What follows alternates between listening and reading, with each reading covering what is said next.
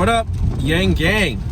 It is your boy Hervé Casimir again, back at you with another video. I think this is my fourth video that I've done, and I want to take the time and give a shout out to Matt Dizzle for reposting one of my videos.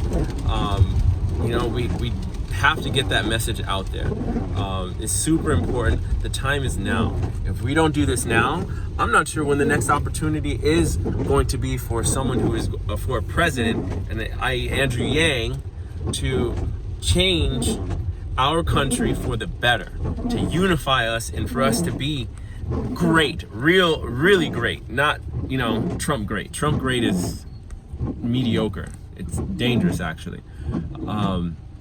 So I apologize, it's raining outside, but I gotta take the time. One of the things I find very annoying and frustrating is how the people who have heard about Andrew Yang, how no one is paying attention to the cries for concern. So I live here in Miami, Florida. We take hurricanes very seriously. Whenever there's it's hurricane season now, and there's a bunch of storms. There's almost a sense of anxiety, and we turn to our weather people to inform us about what's happening, and we act accordingly. No one really, ignores hurricane warnings. What Andrew Yang is proposing is very much like a hurricane coming. Automation is very real. We all see it, and no one seems to be concerned about that. You have a bunch of people endorsing the fact that automation is coming, and these people work in Silicon Valley. I'm going to go over a list so you can see what I'm talking about. So, a couple people are founders of big tech and or venture capital firms that fund big tech. There are a bunch of names, and I'm gonna go over a short list of them. I had to write it down. It's pretty concerning, especially when you have the creators of the technology that's coming for jobs and massive disruption. I think we should all listen to that. It's like you having an expert doctor give you a grim diagnosis. Be like, whatever, you just ignore it. Like, that's weird. Why would you do that? That's not okay. So first and foremost, you have Elon Musk.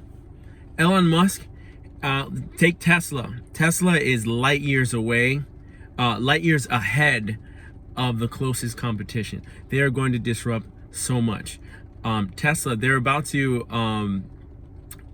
launch software for stage 5 autonomy, which means that they're going to have cars. It's going to disrupt a lot of Uber and taxi drivers. It's coming, which is why Elon Musk is endorsing UBI. He says it, and 9 times out of 10, everything that he says he's going to do, it happens. So we should listen to that. Somebody else, Alexis Ohanian, he's the founder of Reddit, Serena Williams' husband. He is saying we need a UBI. I see what's coming. I know friends. I have friends that are creating the technology that it's gonna cause massive disruption. Another person is one of the founders of eBay, which is let me not butcher his name, is Pierre Omidyar. Pierre Omidyar is one of the founders of eBay. We always talk about Amazon, but eBay is also a place where it's disrupting a lot of brick and mortar stores. A lot of people shop on eBay. It's still very successful, and not too many people talk about it, but eBay is a massive disruptor, and he's also saying we need a UBI. I see what's happening. Then you have Sam Altman, one of the founders the founder of Y Combinator, which is a huge a startup incubator. He sees all the ideas that come into his company for massive disruption. That's a big appeal to these tech startups.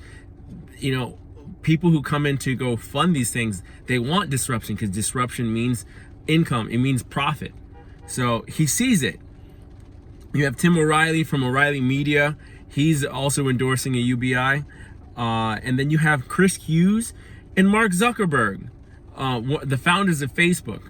They're also endorsing that we need a UBI. We need to listen to these people. It's not like people are pulling this out of their rear ends. This is happening, and we need to pay attention. Because at the end of the day, and I don't mean to always spin it in this direction, but it's true. The people that will be affected the most are the ones on the bottom, and that includes a lot of minorities. It includes a lot of lower class individuals who don't have options. Now, I was once told the definition of being wealthy. Being wealthy isn't always necessary. It doesn't always necessarily mean monetarily or money. Wealthy means having options. There are many Americans who don't have very many options. They're very poor in options, because options can, convert to money sometimes, or most of the time. We need to make sure we insulate and protect citizens of this country to make sure that they are safe from poverty. All right, think about that for a little bit. Thank you, guys.